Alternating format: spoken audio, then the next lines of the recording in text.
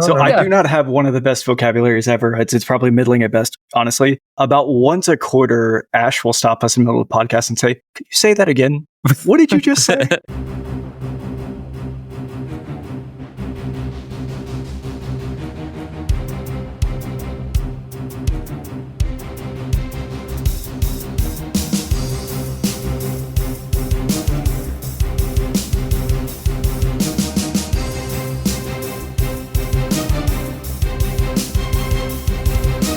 Welcome to the RPGBOT.Podcast. I'm Randall James, and with me is Tyler Kamstra. Hi, everybody. And Ash Eli. Life before death, strength before weakness, journey before destination. Ooh, nice. It's the first ideal of the Knights Radiant.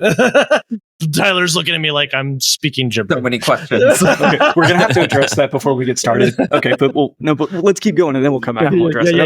Okay. Tonight, you heard a new voice, and it was very exciting to you. We have two special guests with us tonight. One, Lydia Suen. Hi, it's nice to meet you. I'm the lead writer of Cosmere RPG. Yeah. Okay. And Andrew Fischer. Hey, I'm the one who broke protocol and talked before I was introduced. I am Andrew Fischer, the lead designer on the Cosmere RPG.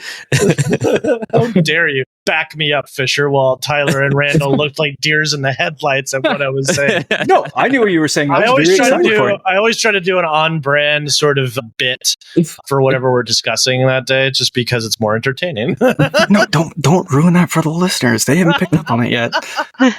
Okay, all right. Tyler, what is happening? Okay, this is very exciting. So Lydia and Fisher are here from the team behind the Cosmere RPG, which as we're recording this is actively being kickstarted. Massive, massive success already, hotly anticipated, based on the works of Brandon Sanderson, very, very popular fiction writer. So we're going to dig into the rules, the story, the Kickstarter. We're going to try and fit a whole bunch of stuff into like 1 hour. So...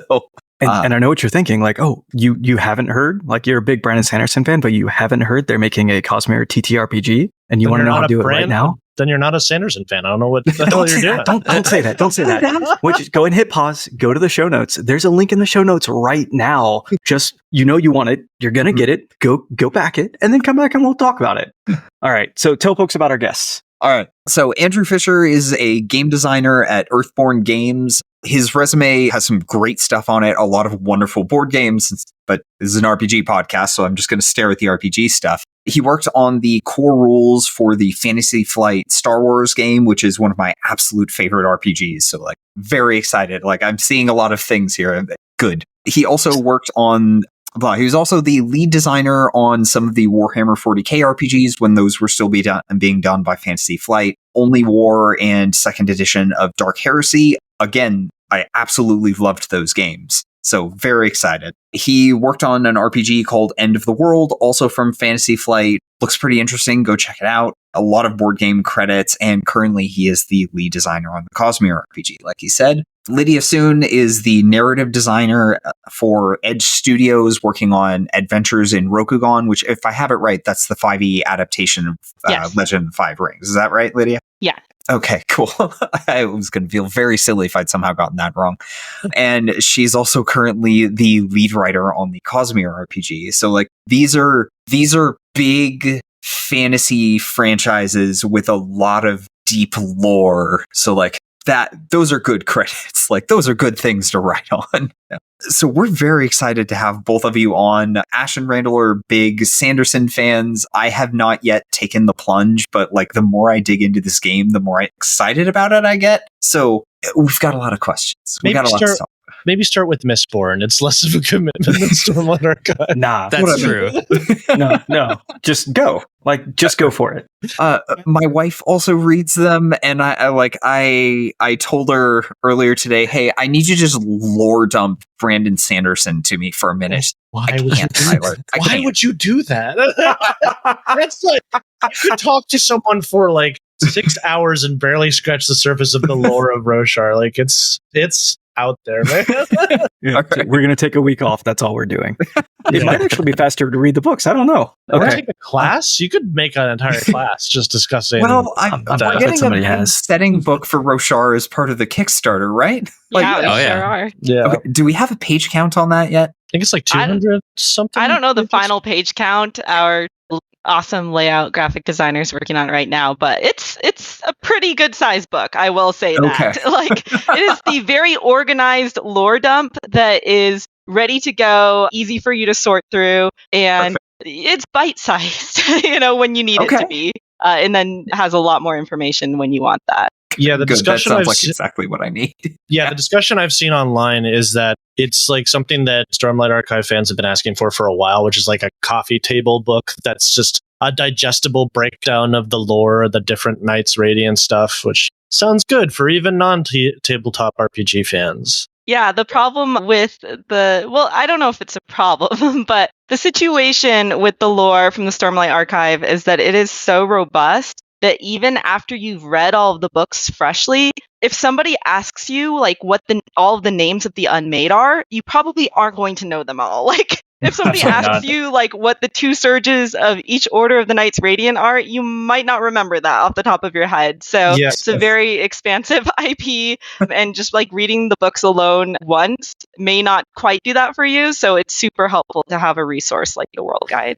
The other challenge with Brandon's IPs is that one thing that makes him awesome for fans, but a bit of a challenge for collecting the IP, is he loves to answer questions. And like answer questions with informations that aren't in the books. So he has years of what are called the words of Brandon, which are just like Q&As where he's just answered questions about the setting. And so like only the most dedicated fans are the ones who've like gone back and know all the answers from the words of Brandon. So luckily we were able to tap into some of those fans and make sure that we were kind of collecting a lot of this lore from the words of Brandon throughout the year for this. Yeah, it's kind of the J.K. Rowling problem, except she does it on Twitter.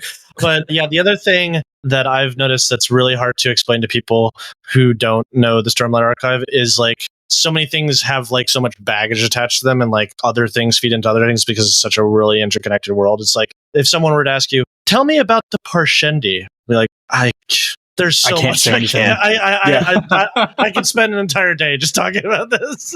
Yeah.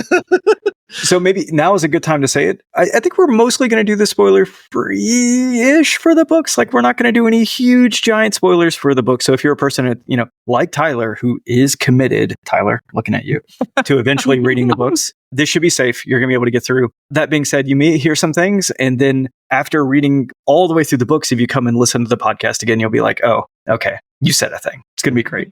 Parshendi being one. Let's keep going. Okay.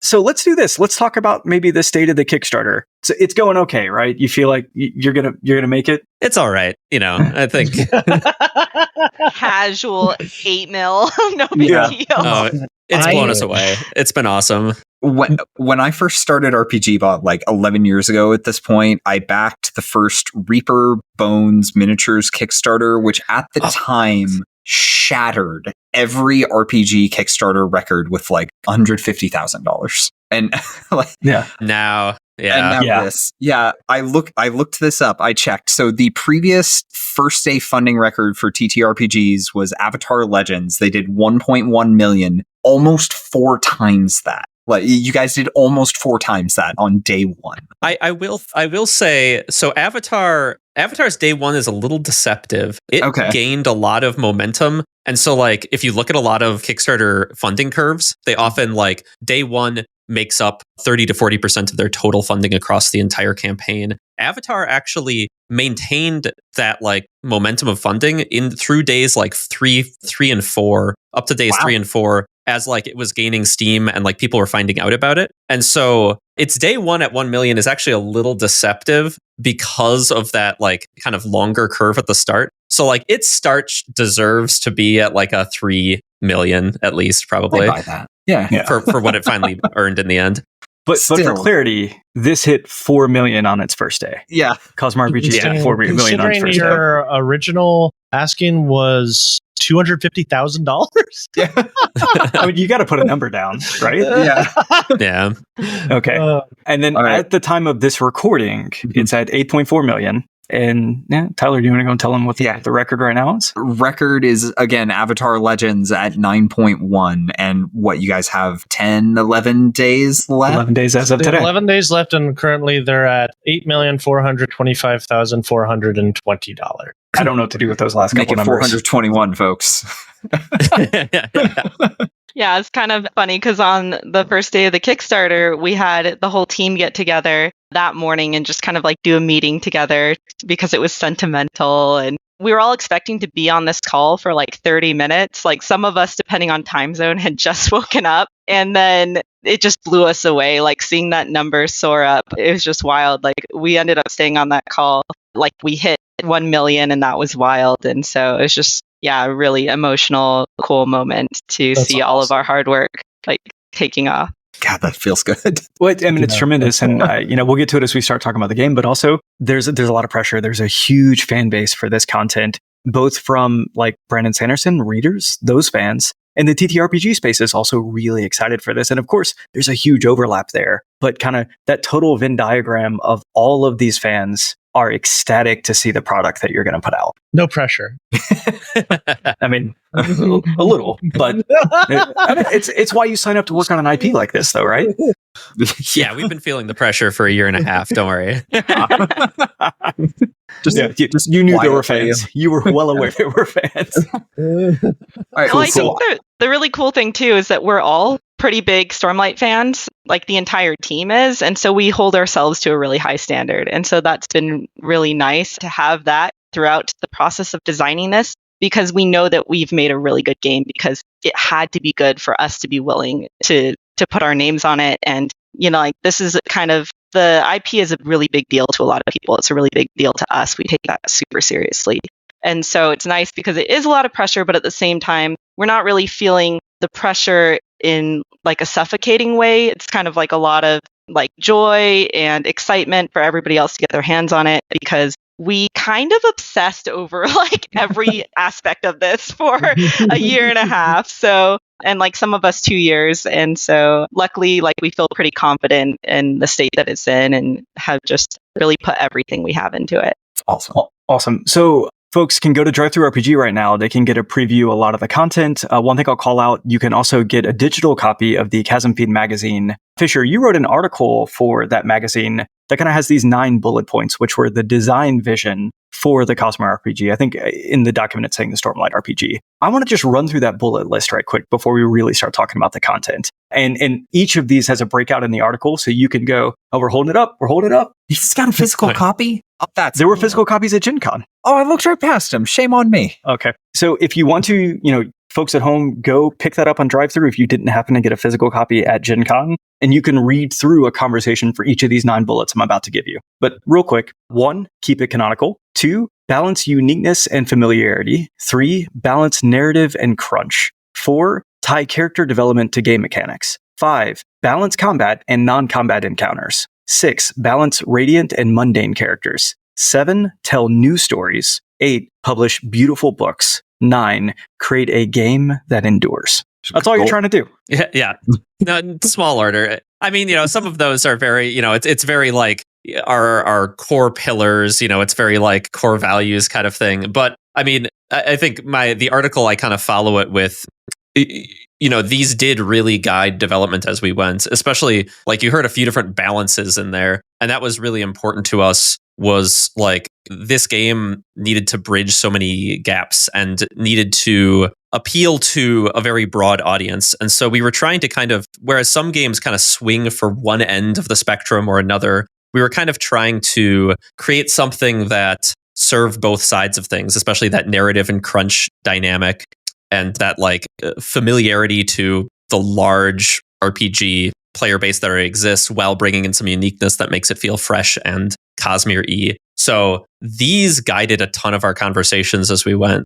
As like, as core value-y as they can kind of sound, they were very important to how we guided the development. No, so I did get to play a one-shot session with Lydia at Gen Con, and I really, from the beginning, observed a lot of what we're talking about. The narrative was driving things forward. The narrative was driving advancement mechanics, this sort of thing. But there was still plenty of crunch in how I used my skills, how I thought critically about how I took my actions and my turn. In a little bit, we'll get into the mechanics of initiative order, but even thinking about how to engage with that properly based on what I what I tactically want to do in this turn feels really good. A lot of these things feel novel, but a lot of things feel very familiar, So yeah, as we get into the mechanics, I'll maybe call out some of the things that I saw. It's like, this felt really familiar. It felt good because it reminded me of something that I've seen before in a way that I could immediately engage.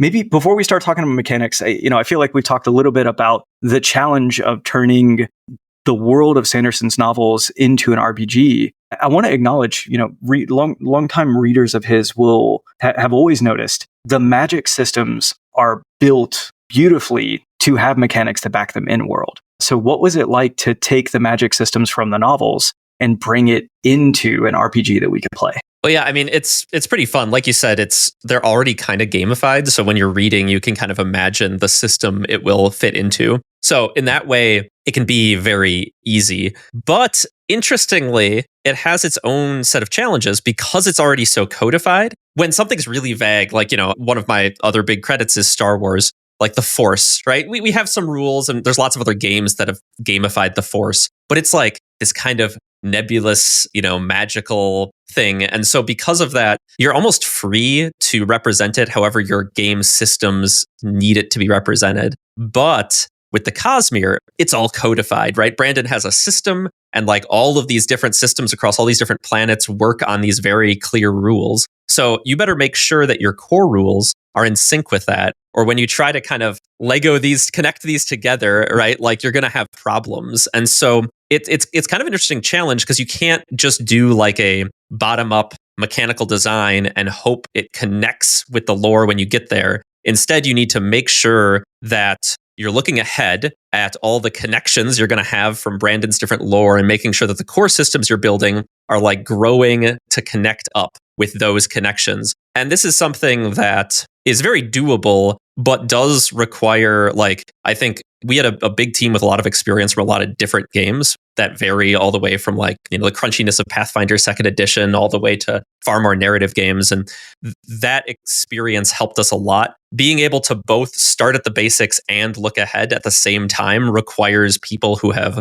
done this before. And so Johnny at Brotherwise gathered this big team of a lot of different RPG professionals, and that was critical to making that connection. Yeah, I think even in the one shot that I got to play, seeing, for instance, the interaction with Stormlight, luckily everybody's broke, so that works out. It felt good. It felt natural. It felt, what's hard to put it? It felt like I was playing. Okay, yeah, there you go. It felt like I was playing a well-built TTRPG.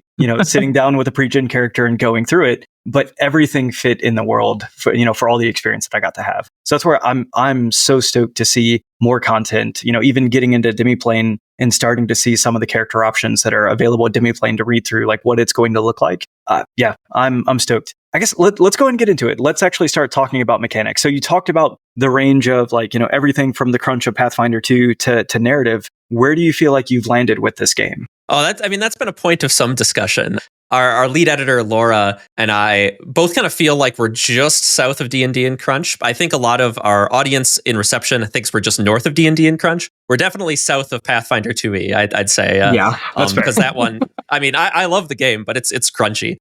And so, debatable where we land relative to D&D, and we'll just kind of have to see how things shake out. We've got a lot of crunchy rules, but the plot die and the narrative mechanisms on it that are akin to some of the kind of narrative symbols you'll see in Genesis and the old Star Wars systems. Those narrative things and how those narrative empowerment techniques go through all the talents lighten it up a bit. So it's crunch, but it suddenly hands the reins over to the player and lets them do whatever they want. So I think I'd rate us a little south of D&D. I think a lot of fans will rate us a little north of D&D, but we're somewhere in that kind of there on your spectrum of crunch. Okay, let's actually go ahead and talk about the plot die, and then we'll come back and talk about the core mechanic. So yeah, lay it out. What is the plot die? Lydia, do you want to talk about it? Sure, I'd be happy to. Narrative mechanics are my favorite. So we have plot dice. She's got one. Yeah, from she got one of the nice ones. I don't know if you can see it. It's a little. There it goes. It focused. You can also use a D6 for it, which is really nice because we recognize not everybody's going to want to go out and get a set of specialty dice. We don't want that to be something that restricts certain people from playing this game. And especially like if you're trying to get your friends into a new TTRPG that you really love, saying go out and buy this very specific set of dice can sometimes be a hard sell. And so you can definitely use D6s, but the plot dice is a dice that is added to your D20 skill test about like a third of the time. It really depends. The GM is the one who will ask you to raise the stakes. That is the language that we use for it. And so that means you are going to add the plot die to your D20 and roll them at the same time. And there are 3 possible results for the plot die, which are kind of fun. There's an opportunity, and that's like the Cosmere symbol. With an opportunity, something fun and helpful in the narrative happens, something positive. And then we have a complication, which is the opposite. Complications are kind of fun because even though they're the opposite of an opportunity, you either get a +2 bonus to your skill test or a +4 bonus, depending which complication you roll. And that's really nice because it kind of softens the blow. It also makes it so on average, it's just a good thing to be raising the stakes and rolling the plot die. Like it never feels like, oh, I really don't want to do this because what if it's just horrible? In general, it's good to roll the plot die. And then we also have blanks, which are 2 sides of the plot die. So 2 opportunities, 2 blanks, and then the 2 and the 4 complication. And the plot die does not directly affect the outcome of the D20 test unless it's the bonus from the complication. Usually something,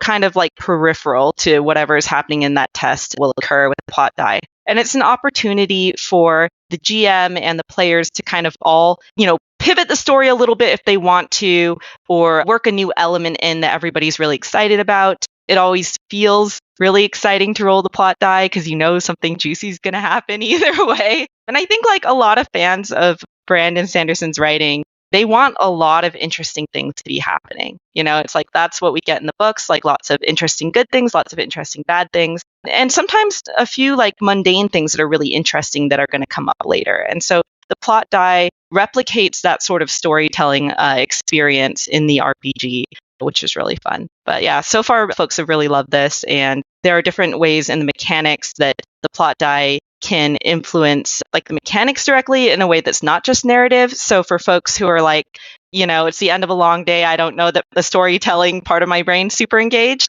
there are different things you can do with the plot die, like critting with an opportunity and doing max damage. So for the folks who really love the crunch, there is also crunch built into it. Yeah, we had some cool situations at our table in Gen Con. So one, we had sent somebody ahead to go spy. And my memory is that they rolled to see if they could basically continue to kind of follow these folks. And they both failed the skill test. And then they also rolled a complication. So they actually fell off the bridge they were walking across and were basically suspended there, waiting for us to come along and get them up. And then later in the session, there was a situation where somebody wanted to rush the BBG for the one shot. An NPC wanted to. And so 3 of us are all trying to get them to stop. And I think it was actually the plot die that gave us the bonus to finally stop that NPC and basically say, you're going to get us all killed if you go through with this. And so it was both narratively impactful. It legitimately changed the way the story progressed. And of course, I think GMs are going to have to think on their feet and make sure that they have a plan for how they're going to handle the complications as they come to keep the narrative flowing. So I think that'll be a challenge, but I think it'll come natural. It'll feel good. It was also mechanically impactful at times, having that +2 or that +4 bonus. Yeah, it's kind of our take on a lot of games are doing this nowadays, which is, having a matrix of results, right? And so it's the yes and, yes but, no but, no and, right? Like that kind of matrix of 4 different ways the test can go to kind of deepen the outcomes. And it just helps, yes but and, no but both progress the story in interesting ways. No test halts. And we try to, part of the getting the bonus on the complications is nice because it helps you feel good about the die roll, but it also helps weight the probability so that you're more likely to get a roll that advances the story in some way. Yeah, it's also kind of fun because in a lot of TTRPGs, the GM is expected to bear like the full cognitive load of resolving tests. And while the GM will resolve the D20 tests, there is some interaction that can happen with the GM and players for the plot die. Like a lot of people around the table pitch ideas that they have, which is really fun. And so the GM makes a final call on the plot die, but it is really fun that folks can pitch different ideas and kind of be involved in that storytelling. Well, I guess I should clarify a little bit. The GM will make the final decision on a complication. The player can make a final decision on the opportunity if they want like a narrative result or if they want something like a mechanic result. But everybody can always like pitch ideas, so it's really fun for folks at the table to get involved. Yeah, I think we actually had one of those events at our table. There was an opportunity die rolled when somebody was using a skill, and one of the things they could do with that skill was disarm. And so somebody chirped out like, can we disarm the honor blade? We were fighting somebody that had an honor blade. And she let us get away with it. She absolutely let us get away with it. It was amazing. Oh, wow. More than once. Yeah. We would have died. We absolutely would have died. So it was probably well worth it to keep everything going.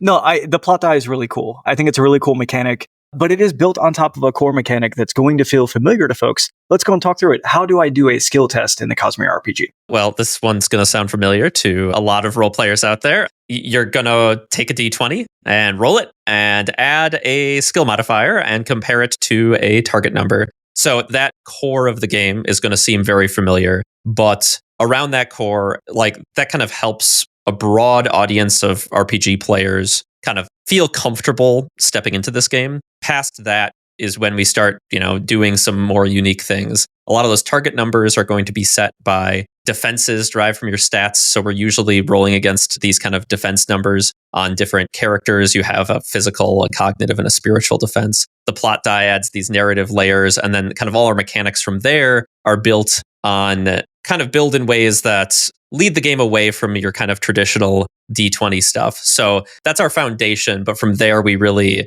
made it unique to the Cosmere. Yeah, one of the things that I really enjoyed at the table, let's say I'm going in for an attack. So not a skill test like I want to try to sneak, but I'm going to try to stab a person because that's a lot of fun in our TTRPGs too.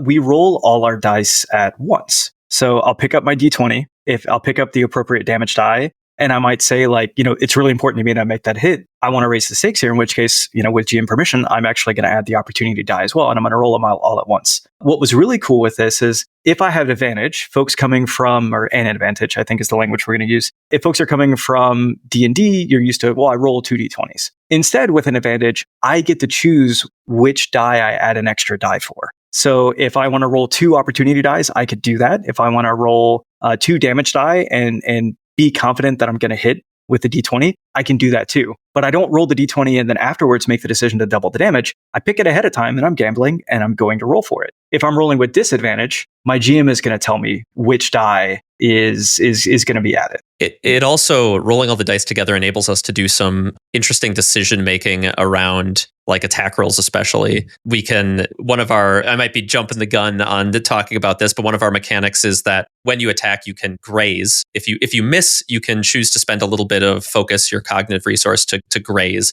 And you don't deal your full damage with your modifier and everything, but you do deal whatever your damage die rolled. But you can make that decision because you're rolling all your dice together. You can make that decision after you've rolled that damage die, and so you kind of see where that damage die lies. And so that's just one example, but we can do a lot of stuff like that where you roll everything together faster, first of all, and then it also enables us to do some interesting design of like you are making decisions not around back-ended randomness, post-decision randomness, but instead based on kind of pre-decision randomness. So it's useful for a lot of our developers as they make talents and stuff. Yeah, you mentioned Focus, and I think Focus is a system that I think looks like a lot of fun because it's something that everybody gets, and you can use it in ways that are very interesting. So why don't we talk a little bit about how Focus works for people? Yeah, so Focus is primarily, so it's kind of a cognitive resource. Our character sheet's broken into 3 categories. Much like in Brandon's setting, the world is broken into the physical realm where we all live, the cognitive realm where Spren and Roshar live, but also lots of other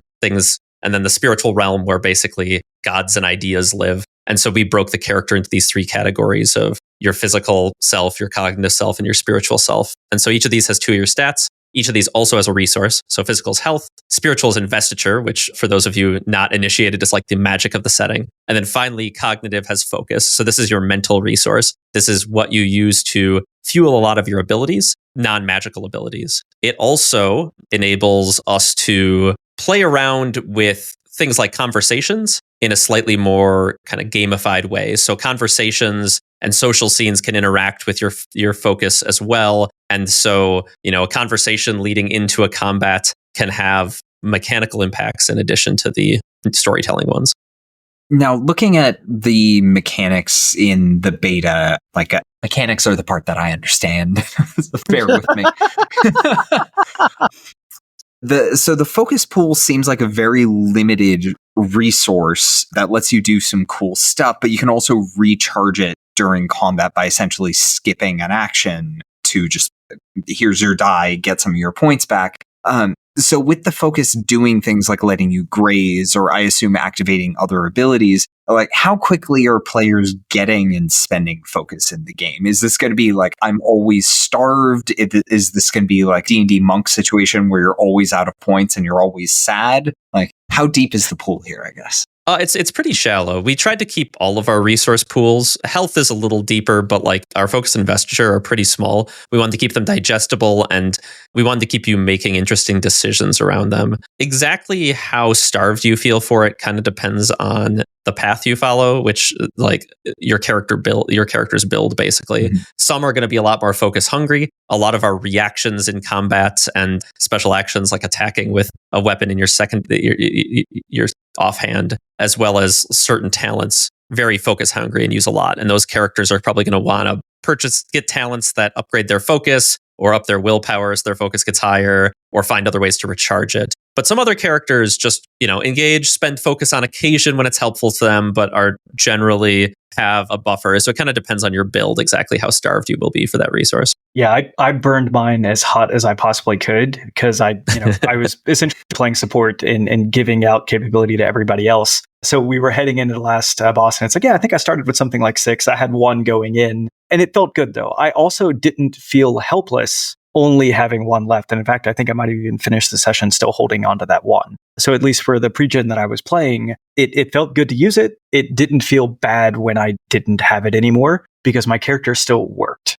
We did debate if running out of focus should have this negative consequence like running out of health does. And we played around with it a bit. At the end of the day, it meant that we need to be way more careful with how we played with it, because suddenly, if you fall unconscious or something when you're out of focus, it becomes almost like a secondary health pool and very dangerous to spend. And we wanted people to feel like they could spend it. And honestly, we found that being unable to we built focus into so many parts of the mechanisms of the game that being out of it was its own punishment because you couldn't engage with all these other cool things. So the opportunity cost was enough to make you value this resource. That makes sense. Now remind me, investiture can only be used by radiant paths, right? Correct. At least on Roshar. Got it. This is the Cosmere RPG after all. When we wrote Chasm Fiend magazine, we were still calling it the Stormlight RPG, but we will be going to all sorts of other planets, and those planets will use investiture in other ways. So that's one of the cool things about the Cosmere is that each planet engages with the magic system under different rules. And we're trying to design a system that kind of unifies them, where they can each feel unique. But if you take a character and mash the 2 books together, you roughly understand how that's going to work without a bunch of exceptions. That makes sense. Yeah, I'm going to say something completely insane to Tyler. It's I'm going to be eating pennies like they're candy. Just, nom, nom, nom, nom, nom. It's going to be great. What? Okay, it's fine. so... It's fine. No, it's fine. No, I'm going to explain it. It doesn't take that long. So I don't know if you should. I'm scared now. People have these things called spheres. They work as currency in Roshar, but Knights Radiant also use them. You can infuse them with a thing called Stormlight, which is the phlebotonym of the setting. So you use that to charge your investiture. So when he says he's eating pennies, that's what he means. Oh, no. I meant Mistborn eating metal. That too. Yeah, I meant so there's 2 versions of eating pennies? Yep. Well, the other one is quite literally. Yeah, no, absolutely. Because you're ingesting metal into your body in Mistborn. I feel like there's some social commentary in there. Just something about capitalism. Yeah, write that down. Good. I have so many questions, and we don't have enough time. Welcome to the Sanderson. Keep reading. Or the okay, I should say. All right. I want to very briefly ask about characters. As much as I would love to, I will spend hours talking about mechanics if you let me. And apparently, we have a time. You will. I've seen it. So just very, very quickly, like, how does one build a character? Like, what are the big chunks of a character? What do those look like? Lydia, do you want to talk about it? Sure. So when you're building your character, the first thing you probably want to do is choose your ancestry. So for Stormlight, you can either be a singer or you can be human. And there are ancestral talents to kind of be aware of that come up in every tier. So that's something that kind of sets a baseline early on in how you're going to build your character. And then you're going to have to choose a path for your character. So in general, with the system, it's like, okay, start with the heroic path, because usually when somebody becomes a radiant, most of the time they were doing something before that to get the attention of a friend. Like everybody starts out somebody before, they become a radiant. And so the heroic paths kind of represent various jobs or kind of roles that your character might fill. And you can actually take a character completely through the game in just heroic paths and be able to still make like meaningful contributions in game. So that's really fun. And so you'll choose a starting path. And this is not something you're locked in on. Like a lot of times in certain games, you really have to like invest into one like class or path and get to the bottom where all the good stuff is. In our system, you actually get a lot of value early on. And so you can just kind of dip into different paths if you'd like to. And then you're also going to pay attention to kind of the story element of your character, choosing your purpose, obstacle, and your goals to start out with. And so your purpose is like your character's reason for being. Their obstacles like a misbelief or something that keeps them from being able to progress in the ways that they like. And then goals are things that your character is specifically interested in at the beginning of the game, which is nice because then everybody in a party has something that's meaningful to their character and they kind of have their own storyline that they're going on as everybody goes on a storyline together, which is pretty important for bonding friend and just character development in general. Like I really like that each person gets to have their character journey and then the whole table gets a journey together. So neither of those is neglected. Once we're off this podcast, someone's going to have to explain what a spren is to me. Like I got you. It sounds really close to friend, and I'm just hoping. It's basically, actually, if you play your cards right, listen. If you play your cards right, all right. Basically, it's like manifested emotion. Manifested emotion. That's what it is. They're little spirits of emotion. That's what I was thinking about. Yeah, it's Navi. Yeah. So we've got ancestry, class, which sound. From looking at things, sorry, what did I say? Class. Sorry. It's a bit like class. They look like talent trees based on the like intro videos that I watched each of you explaining these things in. You talked about dipping into multiple paths. So it sounds like there's essentially multi-classing. Like how crazy can you get? Could I just take like one little dip into every single path, or is that discouraged? Okay. Listen, you could. I think you can also like each path has like a sub path, right? Like agent has spy, thief, and stuff like that. But you're not locked into those sub classes like you would in 5e. You can pick from any of them, which is cool.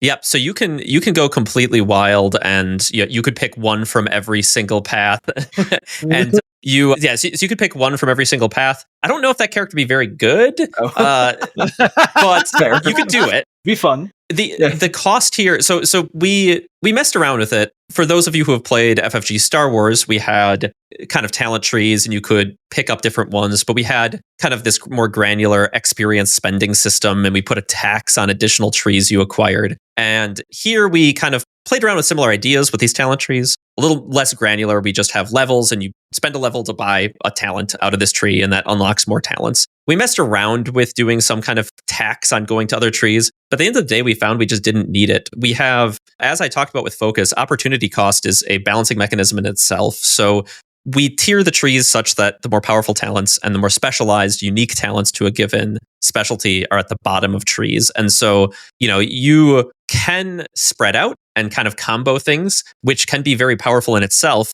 Or you could just focus on a single path, get all the way to the bottom and get those powerful talents, which is also powerful in its own way. And so it enables both are legitimate choices, but it is a choice you have to make. And the opportunity cost of losing out on the other was enough. We didn't need any other fiddly taxes or anything. Yeah. Okay. That feels good. And there's these things called radiant paths, which I'm told are very important. In words that our audience might understand without being Sanderson fan. Are these like prestige classes? Do you have to do something special to get into these? They're like the Jedi of Rothar. That's the best way to describe it. Yeah. But there's so many flavors. It's the Baskin Robbins of Jedi. Yeah, so this is how you become the Jedi of Roshar. These are the magic users. They do all sorts of powerful abilities. It's like it's like a shonen anime, you know.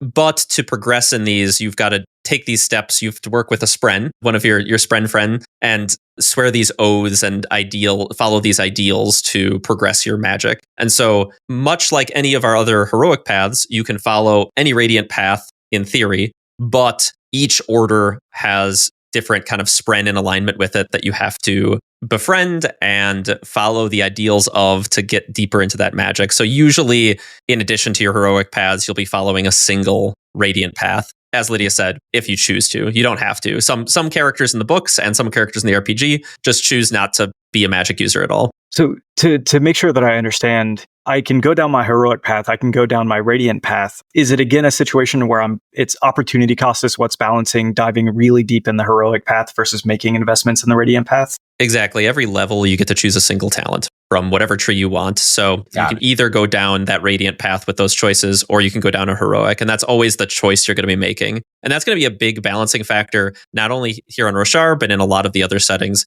Mistborn is a classic one. The titular Mistborn get access to all... It's more complicated than this, but for now we'll just say all 16 forms of magic. Yep. They can do it all. Well, a lot of other characters can only do one form or 0 forms. How do we balance it? Opportunity cost, right? Like the Mistborn has to spread out and be kind of a jack of all trades, whereas somebody who specializes in one can go very deep in one. Got it. So for those fans who may be like big fans of the book, you may be wondering why there's only 9 when there's actually supposed to be 10 radiant classes. You guys left out bondsmiths, correct? And that's because there's only a very limited amount of them in the world. Yeah, I don't know how much... We said we're no spoilers, so I've been trying to keep it nice and vague. But yeah, well, you don't have to say who the bondsmiths are. Since there are only 3 bondsmiths, we know who at any given time. We know who some of them are already, and their powers utilize the 2 surges they have access to. They utilize in very kind of unconventional ways.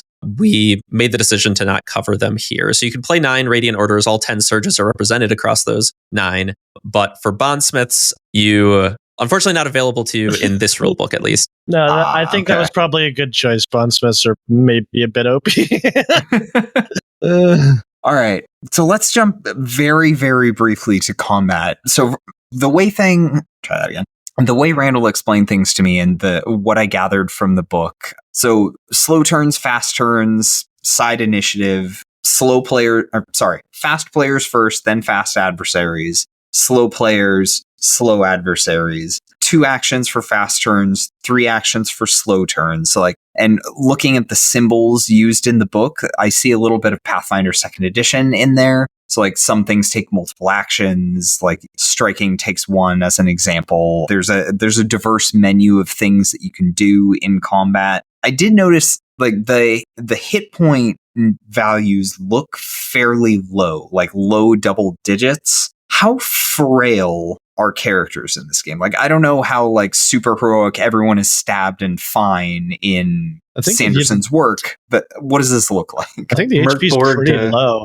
right? It's isn't it? It's 10 plus your strength plus speed. Is that right? And your speed and strength are single digits. So I think it's 10 plus your strength at first level, and then we add 5 every level during tier 1, 4 every level, tier 2, etc. So it kind of falls off as you level up. Okay, so but it does increase. HP values, they start pretty low. They do increase, but they kind of drop off as you get higher. You're unlikely for any character. I don't think it's actually possible to reach 100 HP ever. For human characters, there's some bad guys who get, Thunderclasts have a lot of HP, but makes sense.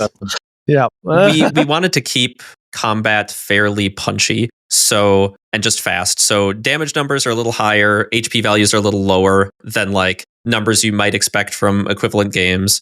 That being said, there's a lot of also magical healing in the setting, and so because of that in itself is kind of a slowing mechanism and one that keeps some people alive. We did also design some non-magical healing into the system, kind of representing you taking a breather or whatever else, because our health is kind of like, we also have like permanent injuries you can get. So your health is like half your physical health, but also kind of your stamina and everything else, we'll abstract it as many systems do. Yeah, so something that's going to be kind of an adjustment for 5e players and Pathfinder players really is the fact that you can only do one action like once per turn. So there's no extra attack. Sorry, guys. One strike action per turn. Yeah, one strike action. I think you can do another one with the offhand if you spend 2 focus. Correct. But that's pretty costly. Yeah. So what made you guys decide to do that? Like just limit it to one attack? Did you just find that works better, or? It encourages. So since you're limited to each action once. So by default, you only can do one strike action. So this has a couple benefits. This encourages people to do things beyond just like strike 3 times. So it encourages people to take more narrative actions and try some other things. But also it means that additional attacks and special attacks are more powerful because they are a different action. And so basically as you unlock special attacks with your character, you can perform those in addition to your strike action, increasing your power level, but also encouraging you to use your special attacks as well. So yeah, we wanted to do that to reduce like unfun turns where people just perform the same action 3 times. You can move as many times as you want. There's a couple others. Got it. I do think that it's also kind of an elegant solution for this fast and slow thing, because if you go fast, you're kind of punished if you're planning on attacking multiple times and you have to move. So that way you're not punished for choosing to go faster in the round. So yeah, I think it works. Yeah, that's a good point. Yeah, and if you want to be a character who's like whipping out multiple knives and doing that, like we have like expertise for weapons, and like some weapons have like the offhand trait like that you get with your expertise, which means that it only costs you 1 focus to make an offhand attack instead of 2. So you can be a character who's really good at attacking, like at dual wielding if you want to be. So it's just kind of like, again, that question of opportunity costs. Like what is that kind of fantasy you're looking for your character to fulfill? And then you have a lot of choices to kind of make that happen. That's cool. All right. So I'd like to jump to the Stonewalkers adventure that's coming with the Kickstarter. We have the bridge number 9. Oh gosh. Bridge 9. Bridge 9. Yeah. So we have the Bridge 9 demo adventure currently available for free on DriveThruRPG. And then with the Kickstarter, we're getting the Stonewalkers adventure, which the name was announced with the Kickstarter. But anyway, what can you tell us about this? Like, I know you have to be very, very secretive about the specific details, but what can you tell us so far? Does it have anything to do with the Shin? Well, we'll let you decide for yourself with That's a fair. name like that. Okay. But what we can tell you is that it's going to be a great adventure, both for people who are well versed in the Stormlight Archive and for people who are new to it. It also does like a lot of introduction. The adventure begins in the time of like Words of Radiance, which is the second book, and so the main characters are still learning a lot about kind of the world and the magic system, and so it's a good avenue for someone to join. The adventure is canonical in kind of its premise, and this is something that Brandon put a lot of work into and Dan put a lot of work into, making sure that folks could play with some really cool information, like setting up the story. And you're really encouraged to make the choices that you think your character would make. So there definitely are like kind of a couple different choices your character could make to get to a point where things are canonical and it lines up really nicely with book 5. Or if your characters want to kind of go off the deep end and really do their own thing, then they're also enabled to do that, because we believe that character choice is super important for TTRPGs. And so there's a lot you can do. So it's kind of like in Paizo's Adventure Pass, where there is like a commonly held canon ending, but they accept that not everybody's going to get to that ending, right? Yeah, that's kind of what we're going for. And I will say, even within that kind of canon ending, there's like a decent amount of wiggle room that you have to make different choices as a group. So if you want to be having your entire adventure in canon, you're really excited for the release of book 5, you can still make that happen. And the GM might give a tiny bit of guidance here and there, but you aren't going to have to be trying to play like mind games and guess what your GM wants you to do or anything like that. Like if you go through pretty earnestly, it's fairly easy to get there.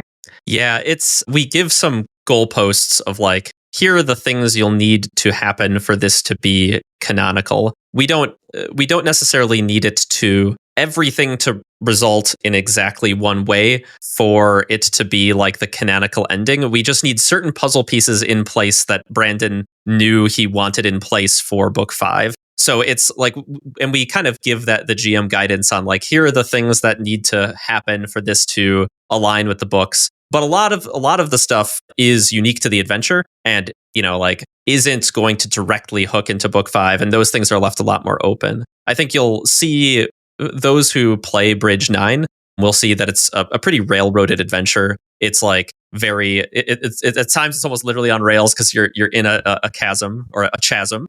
And, nailed it. And, Nope. you are, so it's a very guided experience for people who are brand new to role-playing games, people who are brand new to the setting. But Stonewalkers, despite needing to keep certain elements canon, takes those guide rails off a bit and lets your party make some decisions. And like Lydia said, Brandon, so I've worked on a lot of licensed role-playing games. And like almost always, you walk into like the meetings with that IP holder and it's all about like, okay, let's talk about where the guardrails are. Where do we not cross? Where in your sandbox are we allowed to play? Where are we not? Right? We walked into those meetings with Brandon and he was just like, well, you guys should define some canon and like, we should give you these toys, right? Like he was very excited for the RPG to do all these things. And so like he actually, there were things that we were like, well, of course we won't give the players this. That would be too far. And Brandon's like, oh, you got to give the players that. And That's awesome. So while we tell you how to end the story canon, I think I can tell you that like we give the players enough choices that a lot of the groups I've seen play through it aren't. I don't think their endings are super canonical. They get creative with it. Okay. That's good. I'm so excited now. I want to ask you a quick question. When we were talking about characters, we never really nailed this down. Does it make sense to say like I have a level 16 character, or would I communicate this as like, yeah, level 12, but I've dumped 4 levels here, 3 levels here, 2 levels in this path? How are you talking about the maturity of character to communicate, I've been playing this game for a long time and I've advanced this character versus this is a brand new character? Yeah, so we do use levels, and they're actually on a fairly similar scale to something like D&D. They're not capped, you can keep going, but we have tiers every 5 levels, and each tier basically coincides to a Stormlight book as far as what you can expect to be doing. Tier 1, you're roughly what we see the likes of Kaladin and Shallan doing in Way of Kings, etc. from there. Okay. So levels are how we talk about power, but our progression in the game, you have the levels that progress you through the paths, but Lydia talked earlier about these goals you set for yourself. And this is the other form of progression in the game, is you set these nonlinear goals that are, you work with your GM to just determine what your character is working towards. And then we have a whole chapter of rewards. And this is kind of, we have loot, cool. But like, it's not really, loot isn't like a super important thing in Brandon's writing, right? Like you don't have that kind of grind. So instead, the way you're kind of upgrading your character is completing these narrative goals, and then the GM grants you these different rewards. Some of them are really clear. If your goal is to win a shard blade in honor duels, your reward might be a shard blade, but in other cases, it's not. If the GM's not ready to give you a shard blade, your reward might be the friends you made along the way instead. That's not a shard blade. Wow. You might as well just give your players a middle finger at that point. Oh, I don't know. You should see some of the friends. Fair enough. Super friends. I didn't get a shard blade, but I did get a chasm fiend pet. So we have some good friends in this book, so don't discount them quite yet. All right. But yeah, so you can get all our rewards could be powerful patrons, companions, powerful items. So there's lots of different available rewards to you. And so this kind of acts as this parallel path to leveling up. We don't really talk about that as much. You might be like, I'm a level 16 character who's rolling around in shard plate with a shard blade, or like who's got this fabrial that does this wild thing. So you might explain the wild piece of gear you got. But to answer your question more directly, levels. Yeah. Cool. And the reason I asked that question is I then wanted to ask about the Stonewalkers adventure. Do you have an idea of what the level range we should expect in that adventure is? Yeah, the level range is 1 through, and then like all the way to the end 7. Okay. Okay. And I will say, like, it is so like an author to gamify character growth, which is really what we see here. Because it's like we have And in the game, like we have the goals, which Fischer talked about, which is like gamifying your character growth to get cool stuff or to swear ideals. It's like the magic system is built on character growth. So it's just naturally like the narrative in the game it's really like synergistic with, the areas that are kind of like crunchier and whatnot. Almost like he was thinking of making an RPG while he was writing it. Well, in Chasmpeed, he actually talks through that like, look, I grew up playing all of these games and it's a huge list, and it's like, so yeah, like, of course. Yeah. I mean, one of the things that's really enjoyable about Sanderson, if nobody's ever read him before, is just how, I mean, I'm talking to the audience. If anybody and also has, me. Yes, is that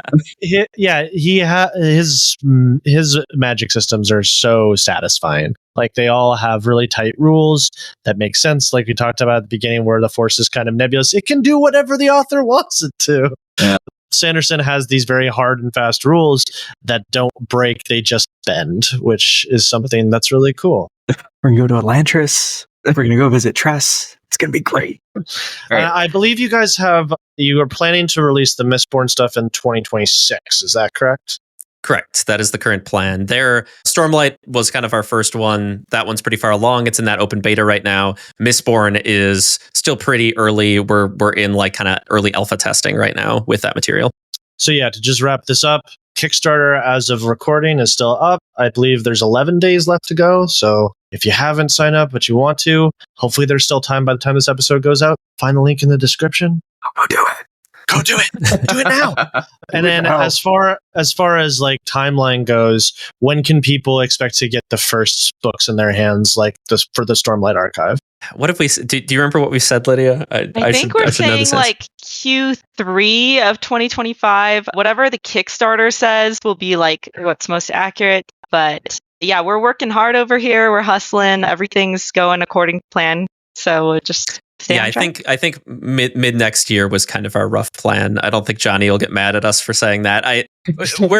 We generally do. We're designers and writers. Johnny handles the production side of things, but as you can see, we're still in open beta right now, so we haven't begun printing yet. It's because we wanted to kind of get this round of feedback during the campaign, integrate everybody's feedback, finish up our proofreading and everything. So we'll be hitting print in a little while, and then these things take time to print and distribute. So for folks who want to engage in the beta, what do folks have to do to engage?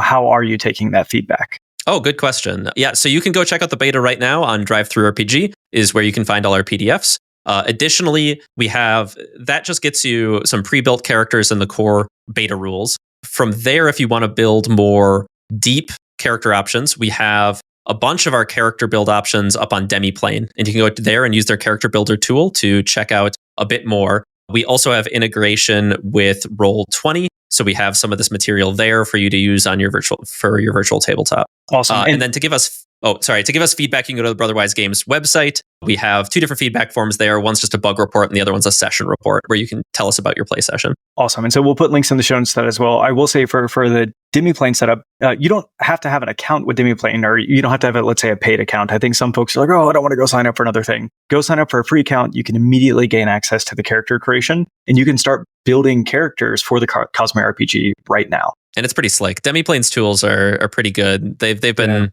it's so nice. Like, we've been building characters from playtest rules for the last year and a half, and then like once the Demiplane guys all got this set up, it was like, oh, it's such a joy to just like quickly click through and make our characters. We did a stream the other day, and I was like, oh, this was just a dream. Yeah, the cleanest thing possible. Yeah, I mean, it's super sharp already, and there's a lot of content. Like it's rich. So go consume it. All right, folks. Thanks so much for being with us, Lydia, Andrew. Thank you for having us. It was fun. No, it's been tremendous. Where can folks find you on the internet? I am like kind of a digital nomad. I have a Twitter. It's Lydia Suen 31810, and that's my dry humor for anybody who's interested. It's just like not even making a custom username for that.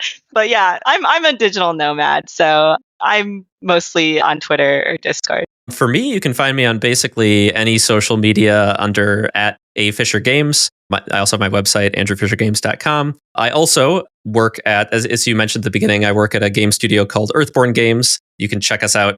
Just Google that or go to that earthborngames.com. We make a narrative card game called Earthborn Rangers. That's pretty fun. It's really good. Awesome. All right. Links in the show notes. So folks, go check all of this out right now. All hail the Leisure Illuminati. Hail. Hail. I'm Randall James. You'll find me on amateurjack.com and on Twitter and Instagram @JackAmateur. I'm Tyler Campster. You'll find me on RPGBOT.net, Facebook, Twitter, YouTube, RPGBOT.net. And I'm Ash Eli. You can find me breaking ideals and absorbing light on Twitter @GravenAshes. Or if you want to hire me to run one of your games, I might run Cosmere when it comes out. We'll see. You can find me on now. Maybe. But you can find me on startplaying.games, link in the description. If you've enjoyed the show, please rate and review us on Apple Podcasts and rate us on Spotify or your favorite podcast app. It's a quick, free way to support the podcast and helps us to reach new listeners. You'll find links in the show notes. You'll find affiliate links for source books and other materials linked in the show notes, as well as on RPGBOT.net. Please also consider supporting us on Patreon, where you can find all kinds of great rewards. You'll find us at patreon.com/RPGBOT. All right, we survived. We did. Hey, that's sweet. So you folks I gotta say, I like Ash's bespoke intro and outros. Those are good. Yeah, I work so hard on those. We started to do random outros, but I didn't want to make you suffer through that, so I did. I read the card. And I tried to distract you, like I always do. Does Randall have a stroke? Like, is he okay? I didn't want to have that experience. Like, that's a weird closing experience. Instead, I showed that sometimes I can read good. Okay. All right. This was really great. This was fun. Folks said ancestry options, human and singer, and immediately in my head, I was like, okay, so when I'm making a character, I have to ask, am I human? Am I dancer? No, that's wrong. I don't have time to explain to you what singers are, Tyler. I don't have time. You know the Charlie meme from It's Always Sunny in Philadelphia with like the strings and the dots and everything? That's what I would have to do to explain a singer to you right now. So it'll break your brain. We're not going to go there. It's so good. Me and Randall will try our best to explain Spring to you. That's what we'll do for you, buddy. One thing. I would love it. Cool. What's really funny, Fisher, so Imperium Maledictum is out. Tyler really wants us to get to play a session, but then because of this was talking about how much he loves Dark Heresy at Gen Con. And it's like, why have we never run a game? It's like, because life. And then that it is what it is. So we got everything set up. We knew we were going to be talking to you. I went and started looking at your bio, and it's like, Tyler, okay, so FFG, Dark Heresy, like everything that you've ever said that you love. He's a huge fanboy of all of your work. It's quite funny. Oh, thank you. He talks about it constantly. We haven't dug into L5R yet. It's on my list. Get there. I have. And then we're going to have to drag Lydia back onto the podcast. The original L5R I played in, and I made me want to have an aneurysm because it's so complicated. So I do not envy you trying to translate that to 5e. I will be interested to see. Just a different play experience, you know, and that's something that, like, Max Brook, who I worked on with it, he was the lead designer. We really focused on, like, how do we take L5R goodness and then put it in a package where, like, 5e folks will be really happy to consume it because it's such a different experience. And so, you know, it didn't replace L5R. They're like continuing sister lines. Both have support. But yeah, it's really interesting. Like, especially I helped rewrite a few of the adventures, and they're unrecognizable from the originals because it's like, suddenly you're not necessarily encouraged to fix a problem with diplomacy between your clans. Suddenly, like, maybe violence is a good option, or maybe it's not. Yeah, like, maybe there's, you know, like 10 different ways to get through something. And so it is, you know, kind of a faster paced, like more action packed kind of situation. And if you have really cool dungeons with amazing art, which L5R is known for, then you're going to want to go into all of those rooms and figure out like what you can fight or like what puzzles you can solve, you know, have all that 5e type goodness. And so it's a very different experience. My recollection of L5R was it was very politically focused, not a lot of combat. In fact, it was a minefield because based on what you did, could really screw you with like your honor and stuff like that, and just like your face. It was a nightmare of like, I'm like, am I playing a game right now, or am I at like an actual social event? This is very stressful for me. So, like, fun fact, if you go through the Adventures of Rokugan core rulebook, the only instances of the word honor that you will find are completely in context for like the standard context of honor. And I think it only shows up like 2 or 3 times in the book. I'm a Chinese American sensitivity reader, and so part of what I do is try to bring Western media's portrayal of like Asian lore a little bit into a more nuanced territory. And so I'm just like, cool, when you're talking about honor, like specifically what are you talking about? Because like and this isn't to diss anybody else's work, but just to say like there's so much nuance there and what people care about. It's really like the human experience of what like various humans would care about or value. And so it's like what's important to your character, and breaking out of that idea of like honor being this like tunnel vision type thing allows you to tell like much more kind of like diverse and compelling stories. And so that's one thing we did. That's good to hear, because like one of the criticisms I had of L5R was that it feels like Eastern Asian soup. It's like, oh, let's put Chinese and Japanese and Korean tropes, and they're all the same, right? Yeah, that's another thing that we kind of focused on with it. One of our other designers, Weldon Bringhurst, is also Asian, and we're both Chinese. And so it's kind of interesting working on a Japanese game. But there are all of those Chinese elements in the game that previously were just, like you said, like kind of monolithed into Asian, like general Asian. Yep. And it was really interesting kind of working on the roots of, like giving credit where credit was due to different inspirations, and then also kind of building things out, saying, okay, if we're going to talk about some cool, Chinese coded fantasy lore, like what are cool things we could do with that in the certain like areas of the game that they presented. So there's a lot of that. That's very exciting.